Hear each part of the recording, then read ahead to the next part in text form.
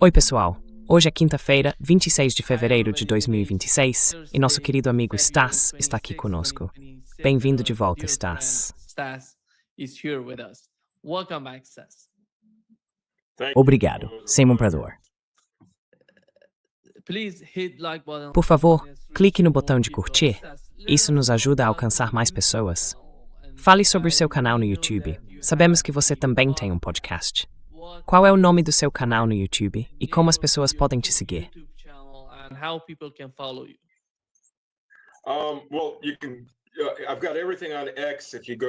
Bem, você pode... Eu tenho tudo no X. Se você for até o Stas, não conseguiu o nome completo, é Stas, e tudo está listado lá. Mas no YouTube, é Miss Slavic Man. Slavic com K, não com C. Não confundir com Miss Slavic Man no X, porque alguém realmente tem esse nome. Não é a mesma coisa, não é a mesma conta. O podcast se chama É a Verdade. Eu faço entrevistas, atualizações e minhas análises. É isso.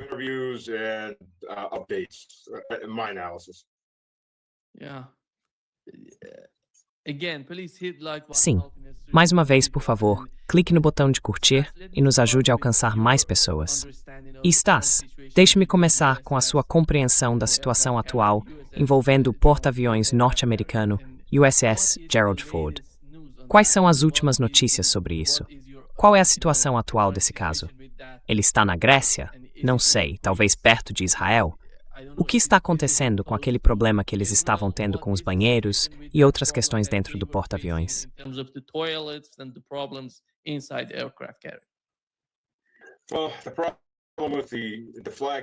Bem, o problema é que o carro-chefe da frota americana não é mais um navio furtivo. Dá para senti-lo de longe, a quilômetros de distância. Como Larry Johnson me escreveu, ele disse: "Acho que agora eles têm mesmo um convés de popa." Existem, de fato, instruções sobre como fazer suas necessidades pela lateral de um navio. Realmente há instruções na Marinha sobre como fazer isso. Você precisa ir com um companheiro de batalha. Ele segura suas mãos enquanto você se pendura na beira de um porta-aviões ou de um navio. E considerando que é uma embarcação de 5 ou 6 bilhões de dólares, o Gerald Ford teve muitos problemas desde o início. Por exemplo, eles substituíram os catapultas a vapor por catapultas eletromagnéticas, e todo o sistema continuava quebrando.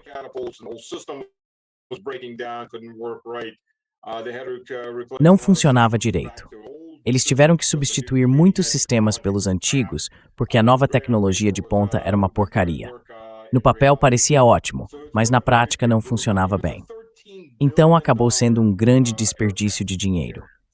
É um porta-aviões de 13 bilhões de dólares, e se você considerar quanto custam os F-35, o contingente que ele transporta, provavelmente esse valor dobra. Pelo que me disseram veteranos da Marinha que conhecem o navio, aquelas catapultas elétricas ainda não estão funcionando direito. Eles não conseguem lançar os aviões adequadamente com a catapulta. Felizmente para eles, o F-35 pode decolar verticalmente, só que não é nem de perto tão eficiente quanto decolar de uma pista de verdade.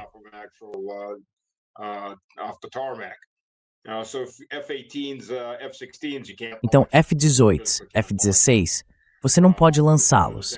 Simplesmente não dá para lançá-los dali. O convés é curto demais. Você poderia fazer isso com aviões a hélice, mas não com jatos. Eles precisam de uma decolagem um pouco mais longa, a menos que sejam catapultados. Então, esse é um problema. E, obviamente, sabe, uma pessoa levantou a ideia, ele era da Marinha, e disse que isso poderia ser uma mutinagem branda.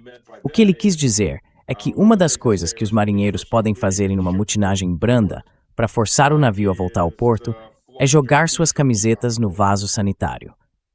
A unidade que basicamente funciona como um processador de alimentos, ou nesse caso, o processador de resíduos do navio, que deveria triturar tudo, acaba entupida pela camiseta, e então tudo volta.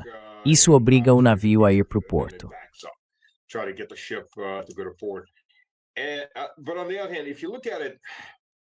Mas por outro lado, se você parar para pensar, o navio está no mar há 8 meses, o que é muito, muito tempo sem atracar. Não só por causa de reparos, mas também pelo moral da tripulação. Gostando ou não, este é um navio grande, mas ainda assim é um navio. E aliás, esse grande navio faz parte de um grupo de porta-aviões. Os outros navios de escolta são bem menores, incluindo os destroyers, e estão lá fora há tanto tempo quanto o porta-aviões. O moral deles deve estar afundando como uma pedra. Quero dizer, 8 meses no mar sem poder esticar as pernas em terra, gastar um pouco do dinheiro, sair e se divertir. Isso é um grande golpe no moral. Sem falar nos caras que têm família. Muitos deles querem realmente ver suas famílias. Vai saber?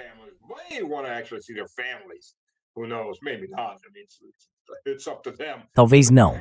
Quer dizer, isso depende deles.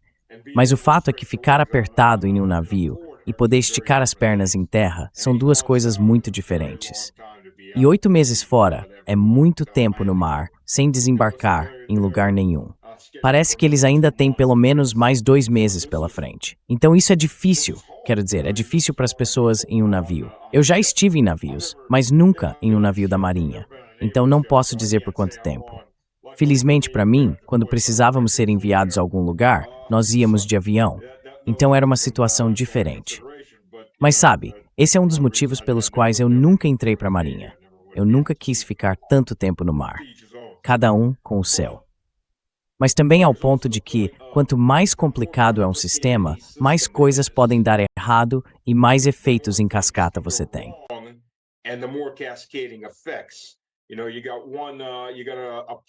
Sabe, basta uma coisa dar errado. Uma bomba falha, o sistema elétrico para, isso desativa a bomba. A bomba afeta, digamos, o sistema de ar fresco, os sensores param de funcionar, ou você não consegue cozinhar, e assim por diante. É um efeito em cascata de falhas em mais e mais sistemas, chegando até a tripulação. Então, se você está, com o perdão da palavra, nadando em um sanduíche de merda, o que tá porque agora todo esse material fecal flutuando por aí, como mostram os vídeos, você ganhou o que mereceu. Uma infecção bacteriana. Está lá. Bem-vindo ao cloro, sabe? E a todos esses outros pequenos seres desagradáveis que se desenvolvem nas partes do navio expostas em um ambiente quente, porque dentro da embarcação há uma condição atmosférica controlada.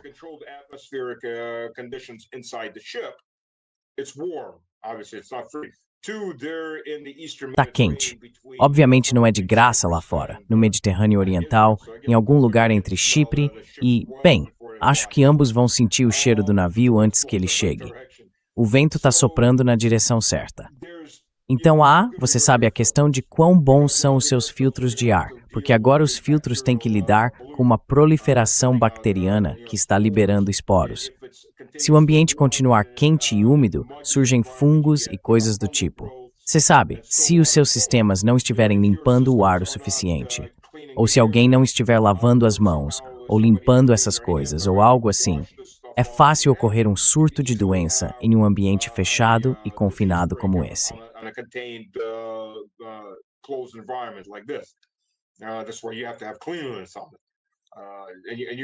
É aí que você precisa manter a limpeza.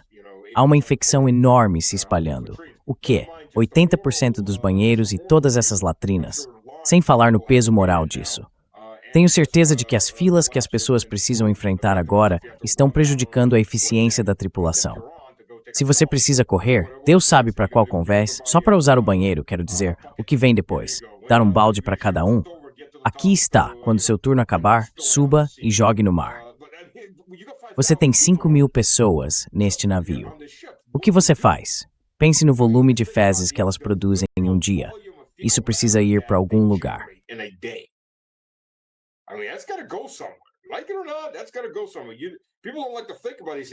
Gostando ou não, isso precisa ir para algum lugar. As pessoas não gostam de pensar nessas coisas, mas esse é um fator essencial em um ambiente fechado. O que você faz com tudo isso? Sabe, não é tão simples assim. Digamos que você tenha 200 caras em um navio ou algo do tipo. Isso é um volume enorme de matéria. E só para entender, enquanto sigo por essa linha de raciocínio, quando tudo se acumula, o que isso pode causar? Algo de que as pessoas não falam historicamente. O automóvel salvou as cidades modernas da destruição. E quando as pessoas perguntam como isso aconteceu? Bem, tudo era cavalo e charrete, certo? Ou cavalos puxando bondes. Quanta sujeira um cavalo produz?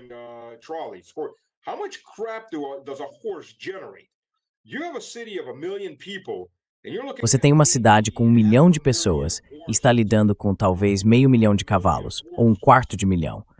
Eles geram quantidades gigantescas de fezes. O que você faz com isso? Sim, alguém disse, você usa como fertilizante. Mas quando há uma população desse tamanho de cavalos, você está gerando mais fezes do que jamais conseguiria colocar em um campo. Eles literalmente tinham montanhas de excremento do lado de fora das cidades. Ninguém sabia o que fazer com aquilo, porque continuava se acumulando, e os fazendeiros não conseguiam levar tudo. Quero dizer, pelo amor de Deus, o que você faz com isso? O cavalo simplesmente deixa tudo cair. E agora há um ambiente pseudo-contido. Agora você está em um ambiente muito mais fechado. De qualquer forma, isso se acumula.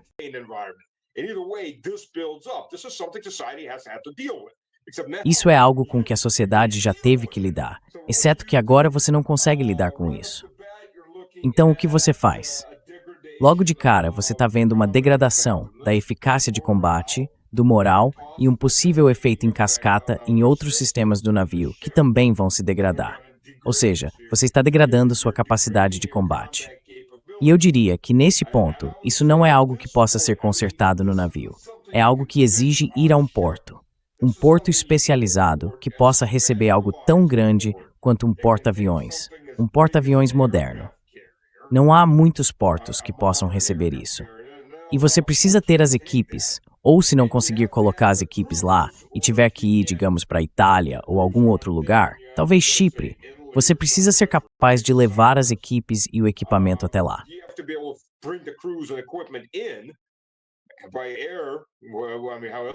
Por via aérea, quero dizer, de que outra forma você vai fazer isso rápido o suficiente para consertar aquilo, entrar, fazer a manutenção e descobrir, ok, agora você tem água de esgoto se espalhando por aí. Isso gera umidade. Gera mesmo. E quando você observa, essa umidade entra em outros sistemas. Talvez você acabe tendo curtos elétricos depois. Sem falar, especialmente quando ocorre crescimento de fungos. O crescimento de fungos, você sabe, afeta produtos de borracha. Como alguém que foi diretor de cadeia de suprimentos em petróleo e gás, posso te dizer, não dá para viver sem produtos de borracha. A borracha é um verdadeiro incômodo. Ela gosta de um ambiente muito específico.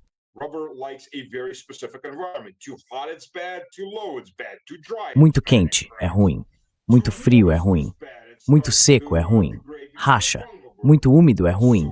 Começa a se degradar por causa do crescimento de fungos e coisas assim. A borracha gosta de um ambiente muito controlado. Revestimento de borracha, isolamento de borracha, fiação, etc. Quando isso começa a se deteriorar, você começa a ter efeitos em cascata por causa disso. Tudo porque a água respingando cheia de sujeira. Você pode achar engraçado, mas se estiver comandando aquele navio, cara, tem que se preocupar. E quando o presidente, seu comandante em chefe, diz que você não vai a lugar nenhum, que tem que cumprir missões de combate, e que isso não vai acabar em uma semana, pode ser que acabe por Ford em uma semana. Não estou dizendo que ele vai afundar. Provavelmente não vai afundar.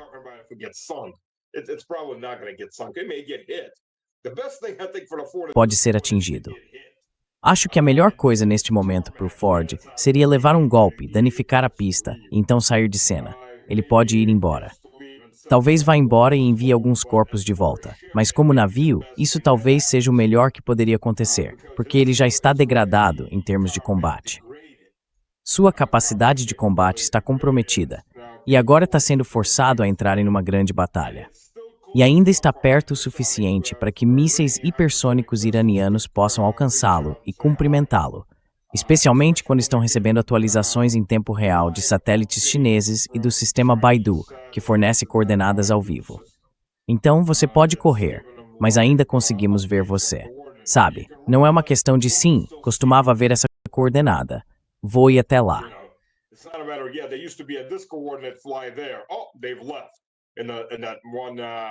Eles já tinham partido naquele 1h30, mais ou menos, em que você estava voando até lá. Não. Estamos atualizando as coordenadas enquanto os mísseis estão chegando. Essa é a realidade disso. Então sim, esse é o Gerald Ford. E sabe, é um microcosmo da maior parte dos Estados Unidos hoje em dia, se você quiser olhar de forma realista. Vamos gastar dinheiro em bombas e mísseis em vez de, sei lá, consertar pontes, consertar escolas. E só como observação, entenda o quão corrupto é o sistema americano. Eu voltei para a Rússia em 2010, e bem antes de voltar, você talvez se lembre, no começo dos anos 2000, talvez tenha sido no fim dos anos 90, acho que foi no começo, ou talvez no meio dos anos 2000, houve um colapso enorme de uma ponte lá em Michigan.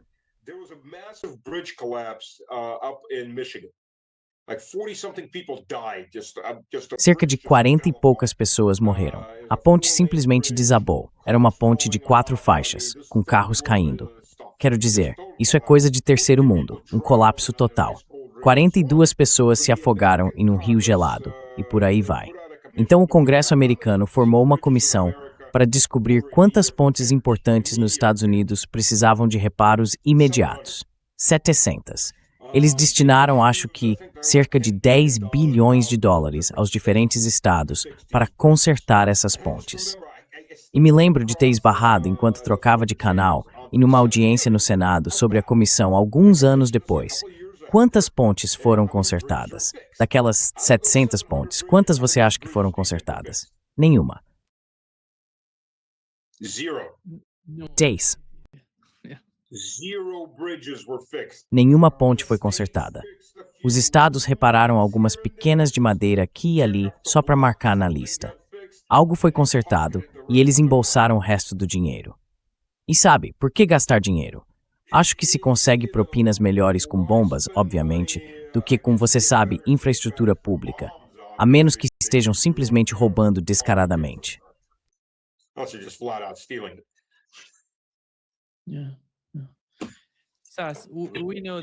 Sim. Então sabemos que hoje os dois lados, os iranianos e os americanos, estão negociando entre si. Parece que eles conversaram por cerca de 4 horas e depois suspenderam as negociações, porque ambos os lados queriam consultar seus superiores, sabe, para decidir o que fazer em seguida. Eles vão continuar as conversas esta noite. Mas por outro lado, ontem tivemos Marco Rubio falando sobre o programa de mísseis iraniano. Eis o que ele disse.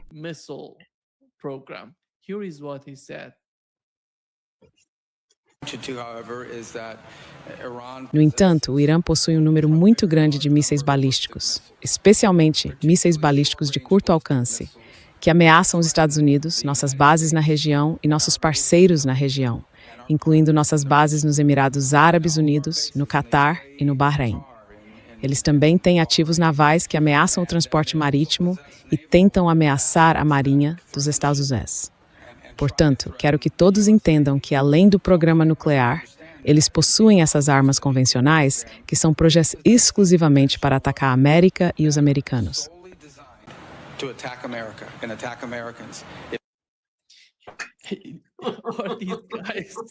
Esses caras estão falando sério?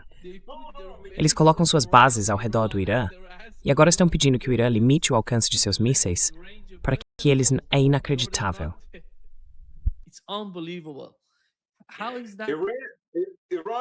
O Irã é tão maligno e desprezível que poderia ameaçar a América, que por acaso tem todas as suas forças posicionadas ao redor do Irã para ameaçar o Irã. Como ousam esses seres não humanos nos ameaçar, a nós, o povo superior do Grande Jardim, com seus mísseis apontados para nossas bases bem nas fronteiras deles? Tentamos destruí-los, e eles não têm o direito de se defender. Quero dizer, veja o que Woodcock disse. Sabe, sob esse tipo de pressão, com o poder marítimo e naval que temos lá, porque eles ainda não vieram nos dizer, declaramos que não queremos armas nucleares, então o que estamos dispostos a fazer?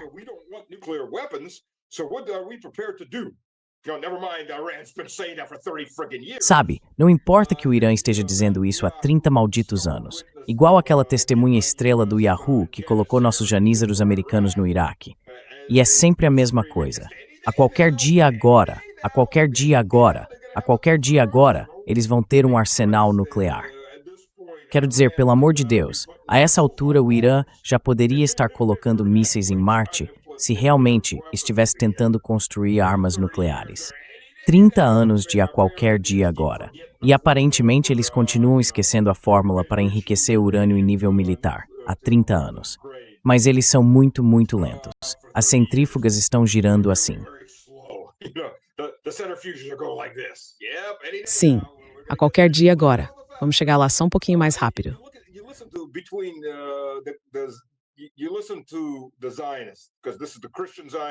Você ouve os sionistas, porque existem os sionistas cristãos e os sionistas judeus. Você ouve o que eles estão gritando. Se você tivesse acabado de chegar à Terra hoje e não tivesse nenhuma noção do que aconteceu ontem ou nos últimos 30 anos, talvez acreditasse nessa besteira. Ou se tivesse acabado de acordar de um coma depois de 100 anos, pensaria: ah, ok, uau, o mundo está realmente ferrado, aqueles iranianos malvados. Mas, se você tiver qualquer tipo de conhecimento institucional, qualquer memória que vá além de ontem, começaria a se perguntar: não houve um tratado negociado sob o governo Obama, com inspeções rigorosas, em que os iranianos disseram: venham ver, não estamos construindo nada?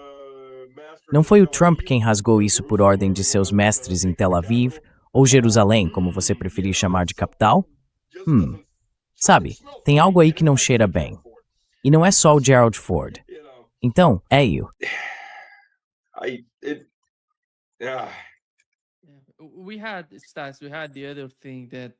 Finalmente, ouvimos alguém do Pentágono, o general Kane, dizendo ao presidente dos Estados Unidos que se essa guerra acontecer, será longa. Não vai ser tão rápida quanto parece na mente do governo Trump, ou talvez na própria mente de Donald Trump.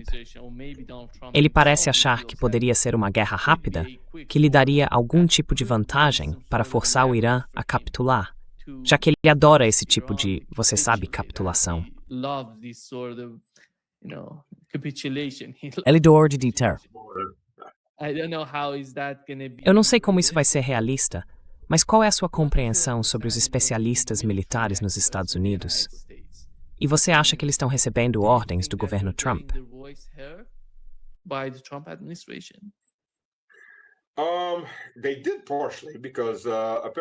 Eles fizeram isso parcialmente porque aparentemente Trump estava, em meados de janeiro, querendo realizar esses ataques rápidos. E ele foi simplesmente informado: nós não temos os pacotes de armamentos. Não temos as plataformas de armas para fazer o que você quer. A menos que você esteja planejando lançar mais algumas bombas na entrada de uma base subterrânea e gritar "vencemos" e obliterar tudo. A menos que seja um julgamento de fachada, sim, ou uma vitrine para televisão de realidade, não podemos fazer o que você quer.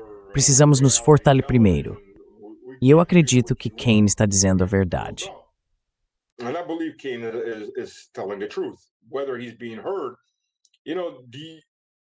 Se ele está sendo ouvido ou não, sabe, o dever supremo de qualquer oficial sênior, ou de qualquer oficial, se ele recebe A, uma ordem ilegal, ou B, uma ordem na qual não acredita e que acha que levará ao desastre, bem, eles não são japoneses, então não vão se abrir em um harakiri, mas deveriam fazer isso com a própria carreira. Deveriam renunciar à sua patente em protesto. É isso que se espera que façam. Tenho certeza de que ele foi alertado, foi ignorado e se acredita que isso será um desastre para os Estados Unidos. O dever dele é renunciar em protesto. E depois ele pode defender sua posição. Foi por isso que renunciei. Isso vai ser um desastre.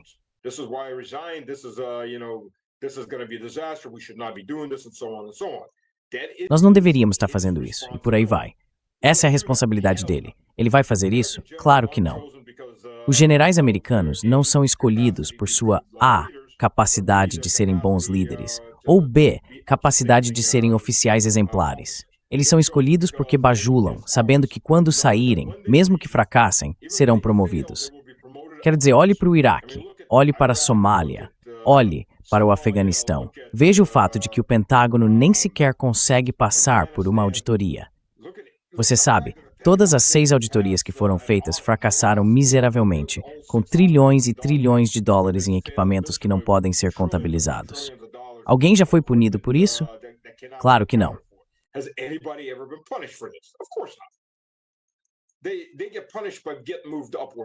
Eles são punidos sendo promovidos. Sabe, o termo é você fracassa para cima.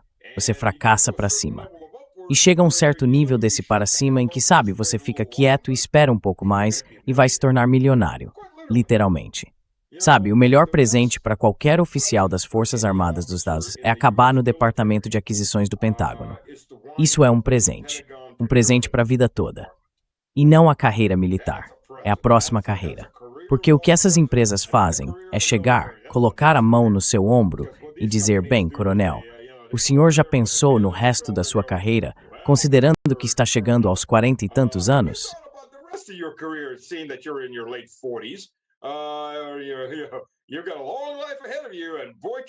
Você tem uma longa vida pela frente e, rapaz, nós podemos te deixar rico. Dê-nos os contratos. E então, 2 semanas depois que ele sai, ele volta com o crachá da empresa e vira lobista. Ou ele entra pro conselho de administração, como general, sabe? Ou alguma outra porcaria assim. Ou talvez ele esteja na CNN, lendo roteiros preparados. Ou talvez nem estejam preparados, e ele seja só realmente tão idiota como alguns desses generais que aparecem por aí. A questão é que você não está fazendo o que é melhor para seus homens ou para o seu país. Você está fazendo para o seu futuro bolso.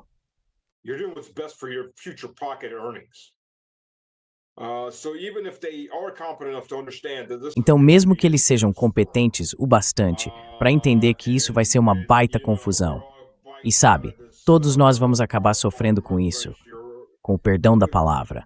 A Europa, usando aqui um pouco de terminologia militar grosseira, vai ter que engolir um sanduíche de porcaria, e todo mundo vai ter que dar uma mordida bem grande e desagradável nisso.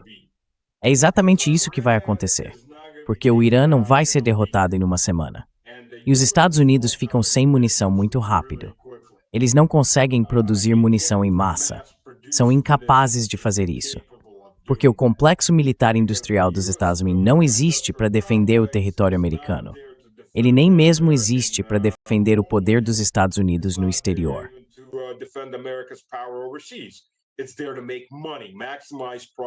Isso existe para gerar lucro, para maximizar o lucro por unidade produzida. Agora, isso significa que os mísseis são montados manualmente, o que os torna caros. Veja, a Raytheon se expandiu, mas só conseguiu aumentar a produção. O aumento na fabricação de mísseis Patriot pela Raytheon foi de 10%. Eles passaram de 600 para 660, não por semana, nem por mês, mas por ano. E se você calcular 2 mísseis por alvo, bem, isso dá 330 alvos. E é só isso, senhores. E os mísseis acabam para o ano. A ponto de, para cobrir a Ucrânia e Israel, os Estados Unidos estarem recomprando mísseis de quem quer que fosse. Qualquer um disposto a se desfazer deles.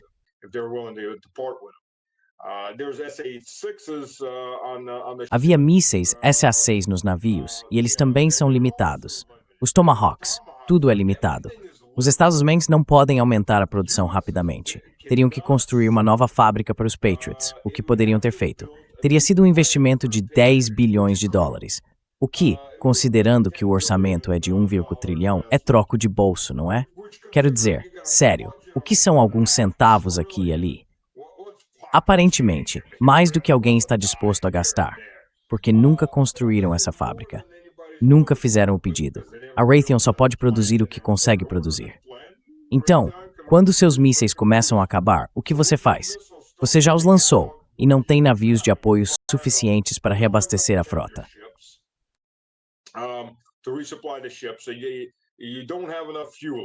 Então, você não tem abastecedores suficientes. Você não tem mísseis suficientes. Então, o que você faz agora? Certo, você tem o Lincoln e o grupo de porta-aviões Lincoln navegando em algum lugar do Oceano Índico. Se eles chegarem dentro daquele alcance de 2.000 quilômetros, caso contrário, você vai precisar de muitos aviões-tanque para reabastecer esses aviões. Os aviões do Lincoln, que está a mais de 2.000 quilômetros de distância, precisam chegar até a posição necessária para liberar suas cargas à terra e depois voltar. Vários reabastecimentos. Você está limitado no número de missões e sua tripulação fica exausta quando retorna de um voo desses. Então você está limitado no número de missões que pode realizar.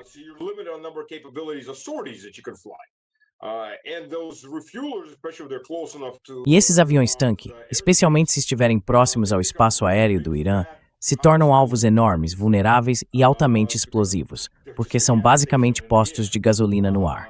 Eles serão detectados, não são furtivos, é claro, e podem ser destruídos, especialmente quando aqueles MiG-29 e Su-35, provavelmente metade deles com pilotos russos a bordo, muito capazes e experientes em combate, decolarem.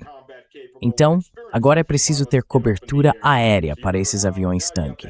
o que adiciona uma nova camada de responsabilidade e pressão logística sobre suas aeronaves. Isso significa ainda menos aviões disponíveis para missões de combate, porque alguém precisa defender os aviões-tanque.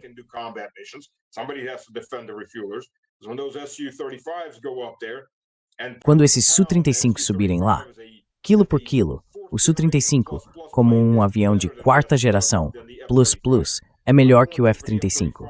A principal vantagem do F-35 é sua furtividade. Mas o bloco de radar de comando e controle do S-400, e ainda mais o radar chinês Baidu, conseguem detectar a furtividade. Ele não está escondido. Os sistemas de computador são rápidos o suficiente. Eles vão detectar a aeronave furtiva. E, uma vez que você tira a furtividade, o F-35 é basicamente uma grande torradeira voadora, e nem sempre uma torradeira muito funcional. Então veremos como ele se sai em combate contra os Su-35s e os MiG-29s. Eles estarão esperando por eles e esses aviões provavelmente vão caçar os reabastecedores aéreos. Portanto, esta será uma operação muito em camadas, muito complicada. Não vai ser algo rápido e simples.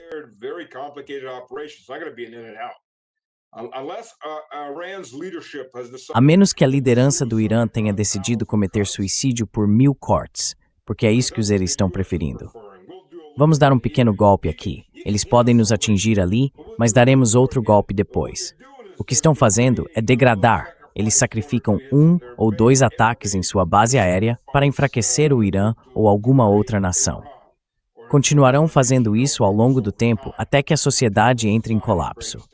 Acho que os iranianos, a liderança iraniana, perceberam isso, e é isso que estão ameaçando. Qualquer tamanho de ataque, eles vão com tudo. É isso. Não vamos jogar esse jogo de olho por olho. Os judeus têm mais recursos para isso do que nós. Vamos atingir tudo. Vamos fechar o Estreito de Hormuz como primeira medida, não como última, e então veremos o que acontece.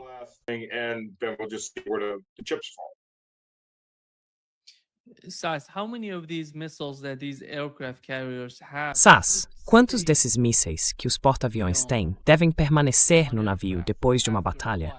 Porque eles precisam se defender. Realmente, para sair da zona de perigo em que estarão quando forem atacar, sabe? Quando usarem seus mísseis contra o Irã. Mas quantos desses mísseis devem ficar no porta-aviões para que ele se defenda até sair da zona?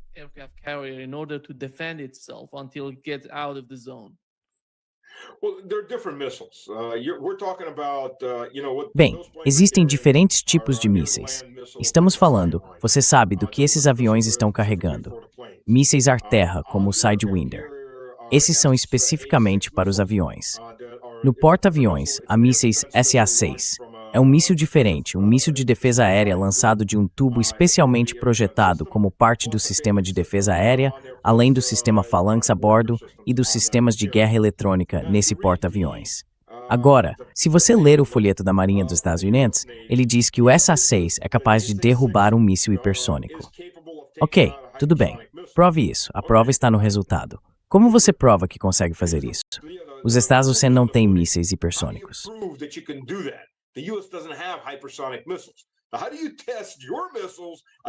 Agora, como você testa seus mísseis contra mísseis hipersônicos reais se você não tem nenhum míssil hipersônico para lançar e testá-los?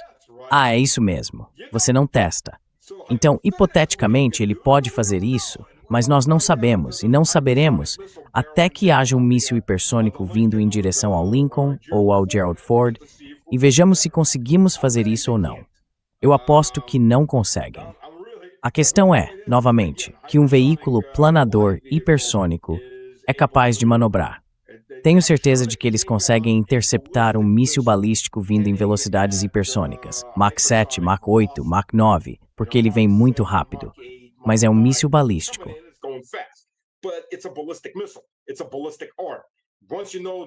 É um braço balístico. Uma vez que você conhece a velocidade e o ângulo de aproximação, é possível calcular onde ele estará em qualquer ponto determinado. O sistema de computador pode inserir essas informações, rastreá-las e estimar aproximadamente onde ele vai estar. Pode haver um pequeno desvio aqui e ali por causa das condições atmosféricas, do vento e assim por diante, mas em geral ele segue uma curva balística. Então você lança um SA-6 em sua trajetória. Se é tempo suficiente, e tenta interceptá-lo em pleno voo. Isso é um míssil balístico, mesmo que esteja viajando em velocidades hipersônicas. Mas um veículo planador hipersônico em descida é manobrável. Você não consegue prever onde ele vai estar.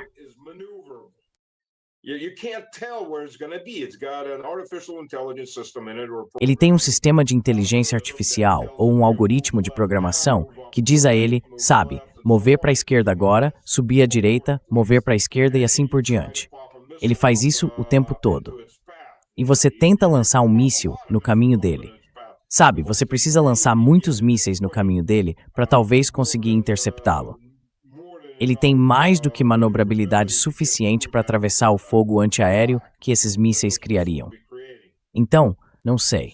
Vamos ver. Podemos descobrir muito em breve. Mas isso não é algo, novamente, que eu ache que as pessoas ao redor de Trump, que estão vendendo essa guerra para ele, sem falar naquele pessoal do Yahoo que está exigindo essa guerra dele, vão exatamente contar a ele. Esse não é o tipo de notícia que você quer espalhar.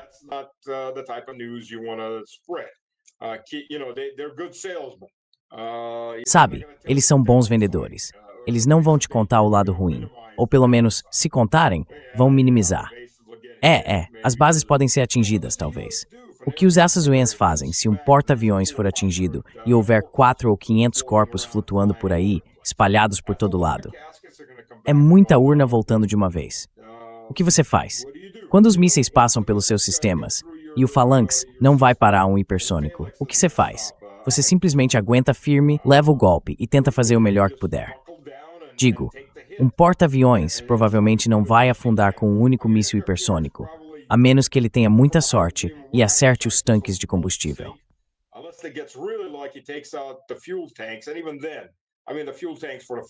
E mesmo assim, quero dizer, os tanques de combustível dos caças, então você tem combustível de aviação lá embaixo, ou talvez o compartimento de munição. Mas mesmo assim, provavelmente não vai afundar. Quero dizer, esse negócio é enorme. Tem compartimentos estanques, centenas deles. Mas vai parecer ruim. Vai ser um evento grande, com muitas baixas. E aí o que você faz? Escalamos para uma guerra nuclear ou engolimos o orgulho e recuamos, como fizeram com os outros? Engolimos o orgulho e recuamos do Irã. Todos aqueles aliados do Trump que agora estão, sabe, batendo palmas e oba-oba guerra, vão ser os primeiros a enfiar uma faca nas costas dele. Os idos de março, só que talvez em fevereiro. Então, sabe, é too brute. Você sabe para quem o Trump vai estar dizendo too brute?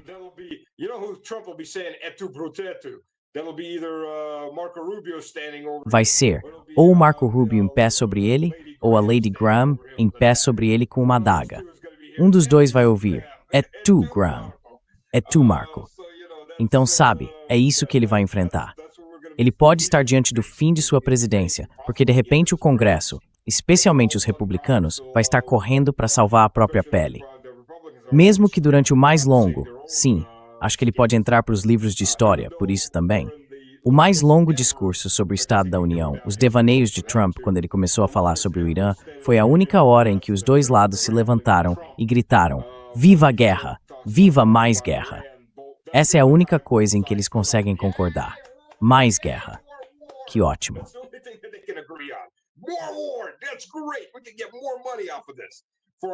Podemos tirar mais dinheiro disso para os nossos próprios bolsos. Eles adoram isso. Simplesmente adoram. Mas quando os corpos começam a voltar, bem, são alguns pilotos perdidos. Eles nunca morreram em guerra, morreram em acidentes de carro. Esse é o padrão. A taxa de acidentes de carro ao redor das bases militares dos Estados Unidos aumenta drasticamente assim que algo assim acontece. A mesma coisa durante a Guerra da Iugoslávia e por aí vai. Porque as famílias recebem indenizações e são mandadas calar a boca. É isso que está acontecendo quando americanos morrem na Ucrânia. E eles estão morrendo.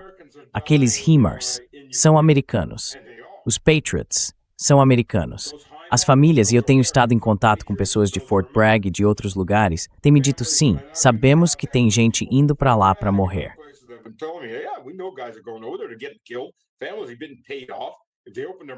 As famílias foram compradas. Se abrirem a boca, perdem todo o dinheiro. Vale mais a pena ficar de boca calada e pronto. Você sabe, acidente de carro, acidente de treinamento, queda de avião e por aí vai. Então esses pilotos, enquanto forem só pilotos caindo, haverá possibilidade de negar tudo. E se partes dos aviões forem recuperadas, como os sérvios fizeram, eles subiram as montanhas, recolheram fuselagens de aviões americanos abatidos, e a Força Aérea disse, sim, tudo bem, admitimos que perdemos aquele. E assim por diante. E isso foi depois, claro, e foi, notícia de quinta página dos Days, em letras minúsculas. Mas é isso.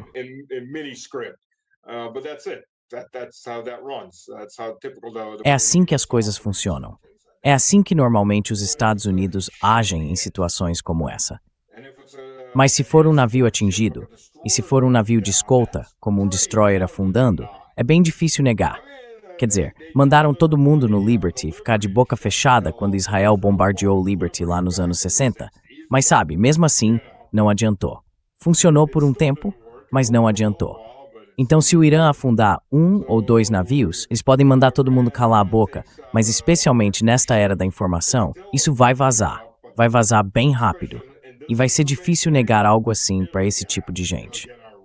Além disso, você sabe, qualquer ataque às bases americanas também conta.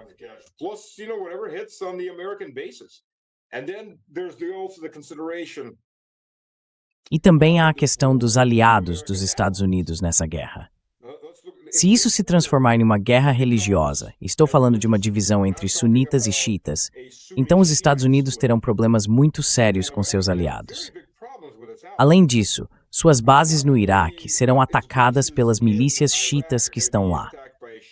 Quero dizer, o governo xiita do Iraque vem dizendo há 10 anos, somos o governo democraticamente eleito e estamos pedindo que vocês saiam.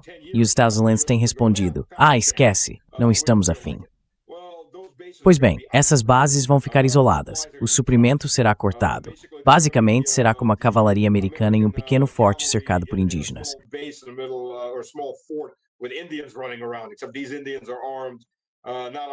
Esses índios não estão em cavalos e pôneis, com arcos, flechas e alguns rifles. Eles estão armados com artilharia leve, morteiros, granadas, drones e tudo mais. Então aqui é um nível completamente diferente. Mas seria a mesma coisa. Eles serão isolados e cercados. O mesmo acontece com os caras na Síria. E então, quando você começa a olhar para países como o Bahrein, esse é um exemplo claro.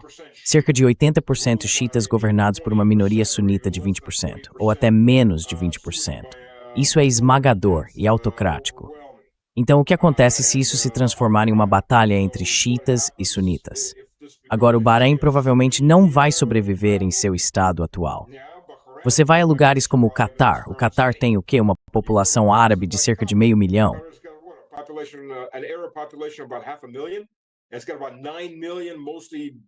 Eles têm cerca de 9 milhões de homens, em sua maioria em idade de combate, como uma espécie de mão de obra escrava. Quero dizer, lembre-se dos Jogos da Copa do Mundo. Morriam 1, 2, 3 pessoas todos os dias nesses canteiros de obras. O Catar não se importava nem um pouco com quantos desses trabalhadores estavam morrendo. Tenho quase certeza de que os trabalhadores não esqueceram disso. Então, se tudo der errado para eles, o governo do Catar ainda vai continuar no poder. Quando a população local é superada em número de 18 pelos trabalhadores assalariados que servem a eles e que poderiam facilmente tomar o controle. Há muitas perguntas assim. Mesmo os sauditas, as tribos xiitas, por acaso, estão sentadas sobre a maior parte dos campos de petróleo, e elas representam 30-40% da população.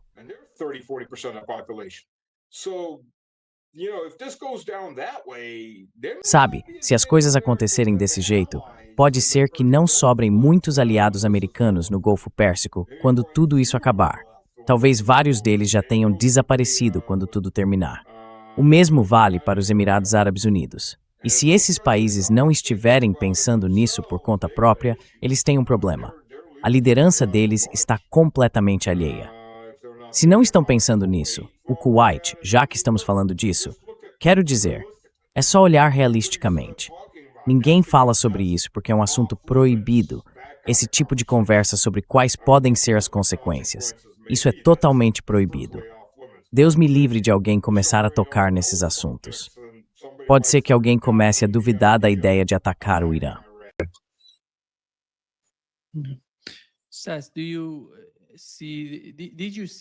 Seth, você viu que os Estados Unidos, pela primeira vez, disseram que enviaram caças F-22 para Israel? E depois, satélites chineses revelaram a localização desses jatos em Israel. Parece que eles estão estacionados em uma base aérea lá, 11 deles. Temos alguma informação sobre isso?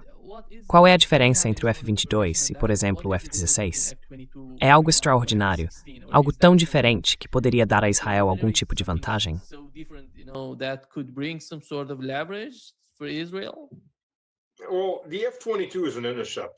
Bem, o F-22 é um interceptador. É um interceptador furtivo.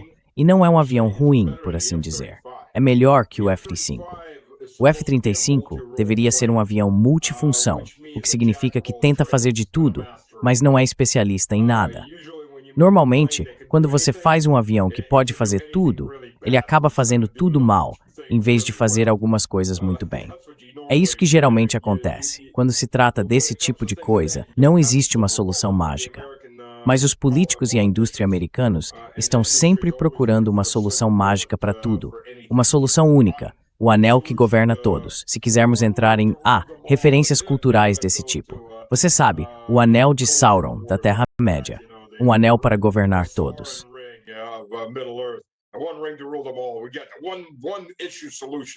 Temos essa solução de um único problema. Podemos fazer um F-35 que fará tudo.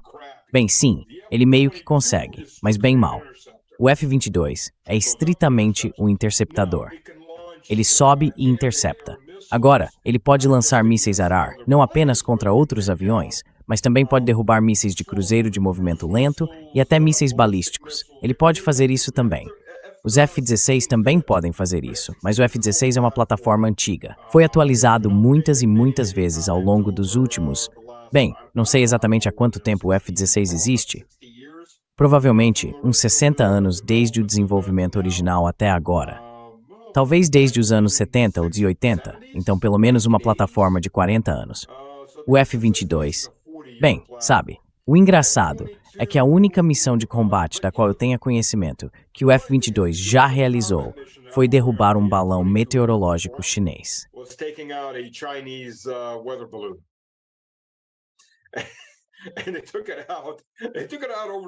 E eles levaram aquilo para sobre a água, porque as correntes de calor que subiam do solo o empurravam tão alto na estratosfera que não conseguiam alcançá-lo. E foi aí, aliás, que os Estados Unidos descobriram que nenhum de seus sistemas de defesa aérea conseguia chegar tão alto. Ops, quero dizer, toda essa história do balão de ar foi usada apenas para desviar a atenção das pessoas. Assim como os OVNIs, ou aqueles drones misteriosos sobrevoando cidades americanas. É só uma forma de distrair o público do que quer que esteja acontecendo do outro lado do mar. Mas o ponto é que houve cerca de uma dúzia de balões americanos, exatamente como aquele que sobrevoaram a China naquele ano. Esses balões são lançados o tempo todo.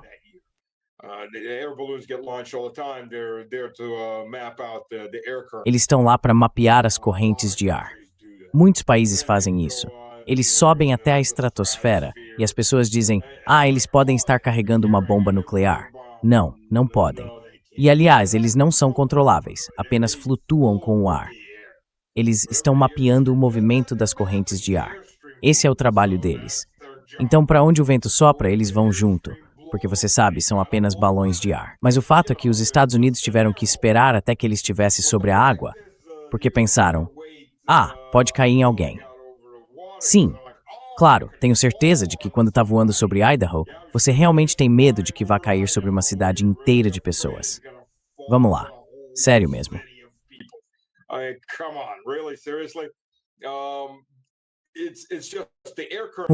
São apenas as correntes de ar que sobem do solo no verão. O chão aquece muito mais rápido do que a água e o ar quente sobe, empurrando o balão cada vez mais alto na estratosfera. Quando ele passa sobre a água, há menos calor subindo, então começa a descer novamente. Aparentemente, ele desceu o suficiente para que os F-22 pudessem engajá-lo. Não me lembro quantos milhões de dólares aquela missão custou. Houve um valor divulgado. Você pode procurar. Mas sim, foi swing much how que o F-22 teve. Post-money, mas é isso.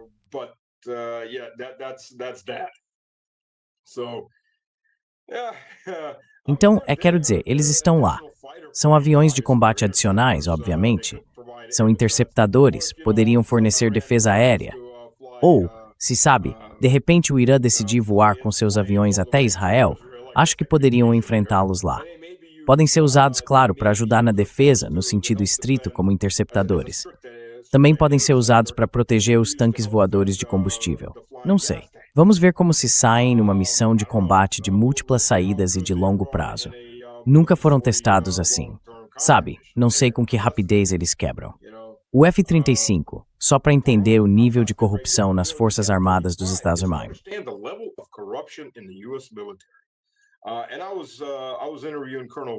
E eu estava entrevistando o Coronel Wilkerson, e ele levantou essa questão. Eu não estava ciente disso. Mas no contrato do F-35, existem subsistemas inteiros, como a aviônica, que não podem ser tocados por técnicos militares. É preciso chamar técnicos contratados, que cobram algo em torno de 400 ou 500 dólares por hora, para consertar essas partes do sistema. Então os técnicos militares nem sequer são treinados para isso. Quer dizer, pense bem, é preciso enviar civis, sabe-se lá para onde, só para manter essas coisas malditas voando, porque envolve aviônica, propulsão. Há alguns outros sistemas que os militares não têm permissão para consertar e não são treinados para isso por causa dessa restrição.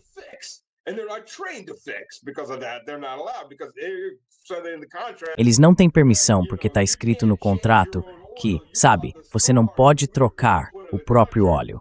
Você comprou este carro e nós vamos colocar no contrato. Durante toda a vida útil deste carro, você não tem permissão para trocar o óleo.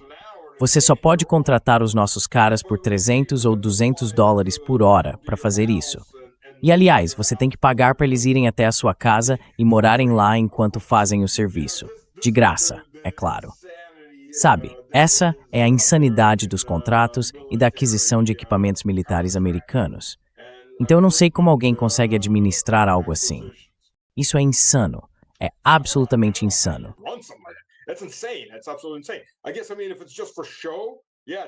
Acho que quer dizer, se for só para mostrar, sim, ótimo. Mas quando a coisa realmente aperta, como dizem, e tudo começa a desandar, o que você faz então? Quero dizer, civis realmente vão entrar em uma zona de guerra? Civis vão entrar em uma base aérea que está sendo atingida por mísseis balísticos? E se eles disserem não? Tipo, chega, não vou arriscar minha vida. Dane-se, vou ficar aqui na América. E aí o que você faz? Sabe, se for um aviador, você pode ordenar que ele conserte aquilo. Ou, como oficial em tempo de guerra, se você der uma ordem legal a um soldado e ele se recusar, você tem permissão para executá-lo ali mesmo.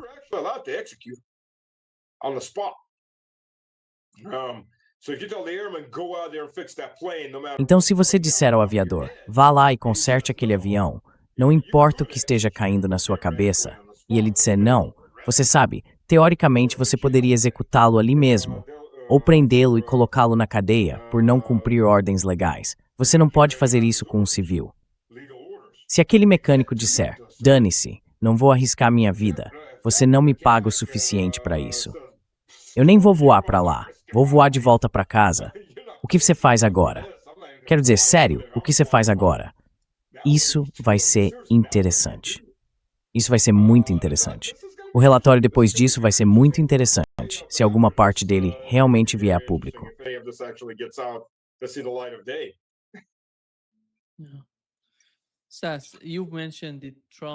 Sim, Sass, você mencionou o discurso do Estado da União de Trump. E ele falou um pouco sobre a Rússia, o Irã e o conflito em andamento na Ucrânia e na Ásia Ocidental. Literalmente, foram talvez 15 segundos sobre a Ucrânia, e sobre o Irã, um pouco mais, mas não muito, talvez 30 segundos ou 1 minuto. Como é isso? Sabe, antes do discurso, muitas pessoas, tanto fora quanto dentro dos Estados Unidos, membros do Senado, pessoas que fazem parte da elite política, estavam dizendo que Donald Trump precisava esclarecer o que ele vai fazer.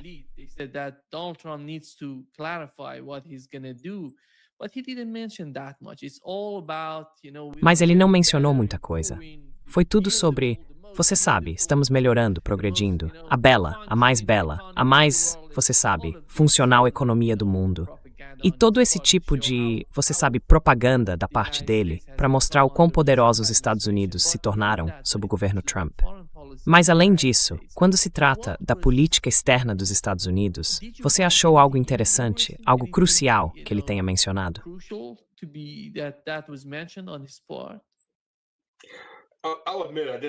Vou admitir que não ouvi o discurso inteiro. Normalmente ouço, mas tenho estado tão ocupado que não tive tempo de assistir a uma hora completa, especialmente depois de ouvir tantos discursos confusos do Trump. É cinemático esse coco. Você não se perdendo nada. O último que eu ouvi foi 1h30 da Barbie sendo pressionada e gritando com os senadores. Ela parece uma Barbie. É assim que eu a chamo, Barbie. Sabe, pelo menos aquilo foi interessante. Ela teve vários picos de raiva, alguns momentos de troca bem curiosos ali. Barbie turbinada com um martelo de guerra chegando. Isso foi pelo menos um pouco divertido. Já os discursos do Trump são difíceis de acompanhar. Quero dizer, são mesmo. Vamos ser realistas. Ele divaga e fala sem parar. Mas as partes que eu ouvi, acho que do ponto de vista de um político, ele fez o que era mais inteligente.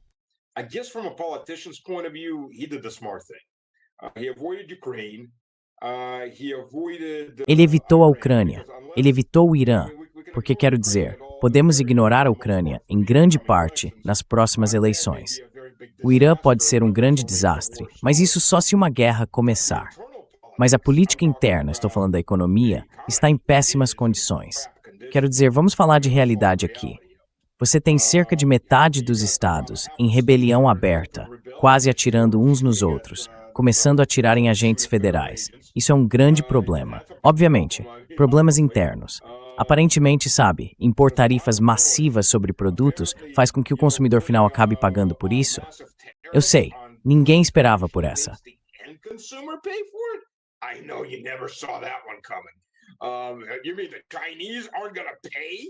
Você quer dizer que os chineses não vão pagar? Meu Deus. Foi calculado que cerca de 7% dessas tarifas foram absorvidas pelos fabricantes, e o restante, os outros 93%, foi absorvido pelos importadores, que, é claro, repassaram o preço, ou basicamente pelos consumidores finais. Então sim, quando a Suprema Corte disse que o dinheiro tinha que ser devolvido, basicamente elas se tornaram ilegais. Para quem você devolve esse dinheiro? Quero dizer, sério, para cada cliente do Walmart. Prove quanto você gastou. Aqui está o seu dinheiro das tarifas de volta. Isso é uma questão completamente diferente, uma confusão enorme. Acho que eles simplesmente mandam cheques do mesmo valor para todo mundo. Mas se você olhar bem, quero dizer, é uma bagunça. É uma bagunça completa.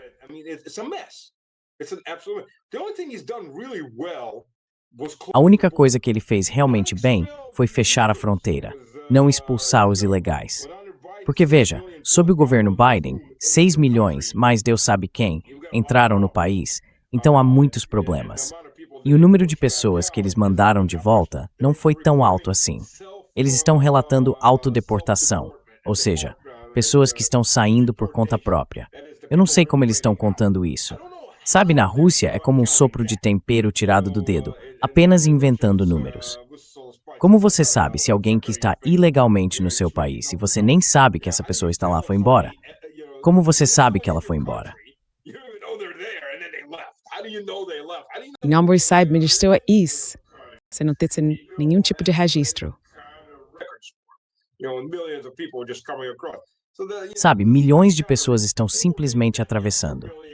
Então, esse tipo de reportagem que diz que 2 milhões de pessoas se autodeportaram, como você sabe disso? Você não sabe. Você simplesmente inventa. E o número de pessoas que estão relatando, vocês não estão indo atrás das grandes indústrias que estão contratando muitas dessas pessoas, o agronegócio, ou as plantas de processamento de alimentos que têm muitos imigrantes ilegais trabalhando lá.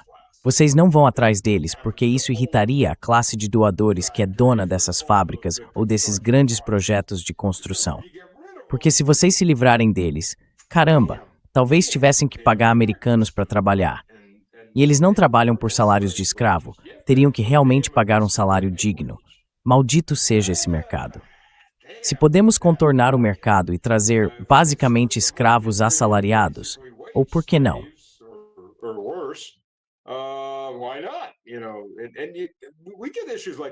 A gente tem esse tipo de problema na Rússia também. Mesma coisa. A mesma coisa que vi nos Estados Unidos. Ah, esses são empregos que os russos não estão dispostos a fazer. Estão sim. É para o mesmo tipo de gente, aliás. Ah, precisamos trazer mão de obra imigrante porque os russos não vão fazer esse tipo de trabalho. Eles não vão fazer esse tipo de trabalho pelos salários que vocês estão dispostos a pagar, que não são salários de mercado. E eu nem vou entrar em todos os problemas sociais que isso causa e em todos os custos sociais que impõe a sociedade. Nunca vamos seguir por esse caminho. Mas sabe, esse tipo de coisa é o que o Trump realmente não enfrentou. Porque, de novo, isso irrita a classe dos doadores, a classe dos doadores que manda em Washington. Acontece que a classe de doadores dele é, em grande parte, israelense. Então, do ponto de vista do Trump, acho que ele fez a coisa certa.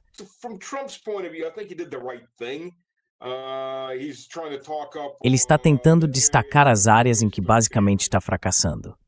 Isso vai custar caro para ele. Agora, o Irã pode custar caro para ele na próxima eleição. Mas isso depende de começarem a lutar ou não, se começarem a atirar. Acho que provavelmente vão. Ainda há possíveis saídas. Quero dizer, se ele fosse um líder forte o suficiente, sempre poderia escolher uma saída.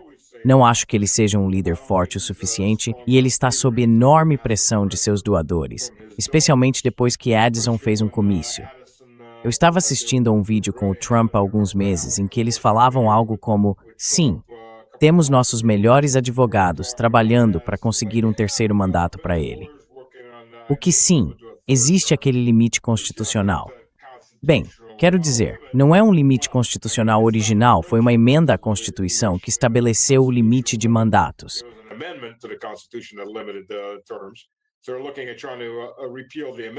Então eles estão tentando revogar a emenda para que Trump possa concorrer a outro mandato. E ela diz, sim, eu te dou mais 260 milhões de dólares. E então a multidão começa a gritar, mais 4 anos. Mais 4 anos. Eles olham pra gente como, bem, você sabe, a melhor parte é a Addison. Ela está falando sobre ela e o falecido marido. Esses caras realmente se importam com a causa deles. Eles realmente se importam com Israel. Então eles vêm falar comigo sobre Israel. Eles realmente se importam. Just please see Leland. Sabe, olhando de fora, você força esse tape.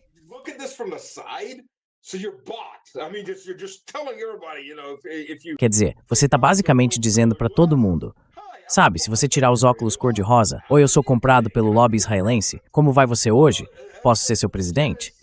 Quer dizer, é isso que você tá dizendo abertamente. Eles nem tentam mais esconder. É como os arquivos do Epstein. Sim, nós abusamos e comemos seus filhos. O que você vai fazer a respeito? Nada. Eles nem precisam mais esconder. Viu? Ninguém cometeu nenhum crime. O FBI não vê nada. Deixa pra lá. Vocês, plebeus, não fazem nada contra nós. Quero dizer, eles não escondem mais. Pra que se dá o trabalho de esconder? Pra que disfarçar quando você sabe que tem o poder? Ninguém pode fazer nada contra você.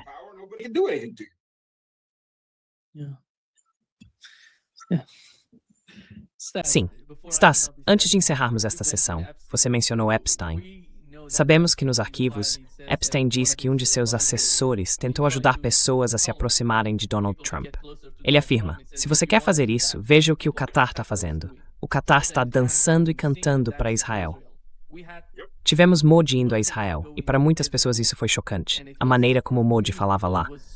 O que é a Índia hoje e o que podemos entender disso? Porque tem uma relação com o... E também tem uma relação com o Irã. They have the relationship with Iran, they have the relationship, we know that how for both Russia and Sabemos que, tanto para a Rússia quanto para o Irã, a Índia é importante. Mas, por outro lado, você vê a Índia como uma grande ameaça ao BRICS se continuar com esse tipo de comportamento a longo prazo. Qual é a sua compreensão sobre a Índia hoje? Ela mudou. Podemos ver algum tipo de mudança política na Índia que possa trazer alterações nessas políticas, considerando Israel, por exemplo, porque a política da Índia, em relação a Israel, nem sempre foi a mesma. Depende de quem está governando a Índia, de quem é o primeiro-ministro. Isso também é importante.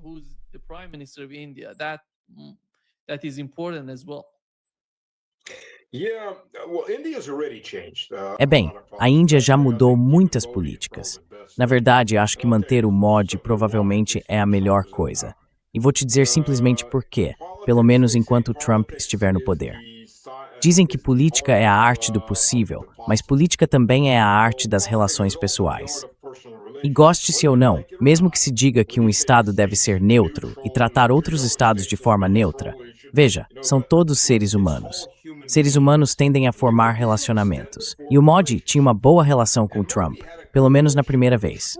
O problema com o Trump é que, sabe, alguém precisa tirar aquele maldito telefone das mãos dele.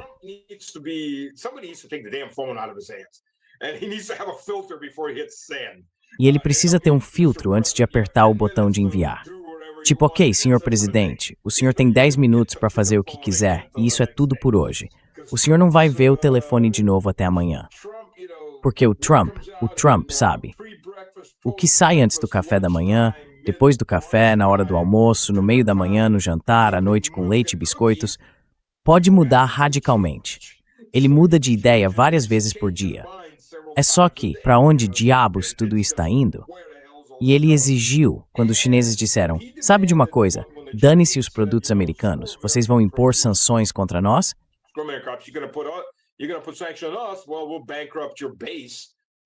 Bem, nós vamos arruinar sua base, o fazendeiro americano.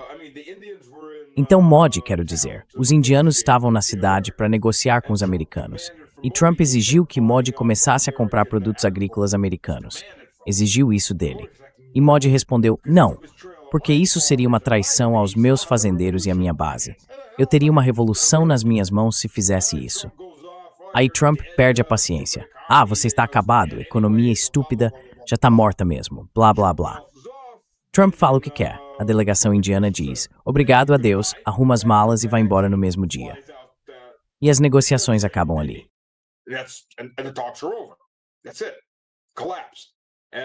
É isso, desabou. E de repente Modi percebe que o bom relacionamento dele com Trump acabou, sabe? Modi agora está irritado, realmente irritado. O país dele foi insultado. Ele foi insultado. Todo mundo foi insultado.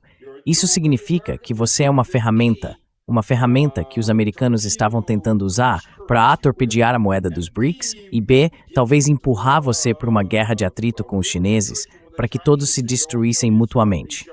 Acho que talvez haja pessoas suficientes na Índia que percebem que se a China desaparecer amanhã e a Índia continuar crescendo, nós também entraremos nessa lista de alvos. Porque isso não tem a ver com o tipo de governo que você tem.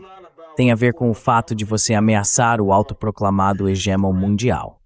E sim, você ameaça, é claro.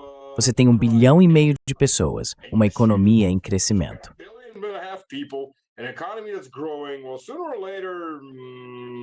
Bem, mais cedo ou mais tarde, eles vão dividir vocês em 20 países diferentes, porque esse é o objetivo de todos. Sabe, esse é o objetivo americano para toda a nação. Ou a exterminação dessa nação, ou transformá-la em um estado vassalo, e depois exterminar o estado vassalo também. Gostem ou não, adivinhem qual é o carbono que eles querem reduzir e cortar. Vocês são o carbono que eles querem cortar. Então agora os indianos estão no BRICS, os maiores entusiastas da moeda eletrônica do BRICS. Eles passaram de ser o principal obstáculo, o muro que sabotava tudo, para se tornarem os maiores entusiastas, gritando, mais rápido, vamos lá. E é isso que acontece nas relações humanas, porque goste-se ou não, política também é sobre relações humanas.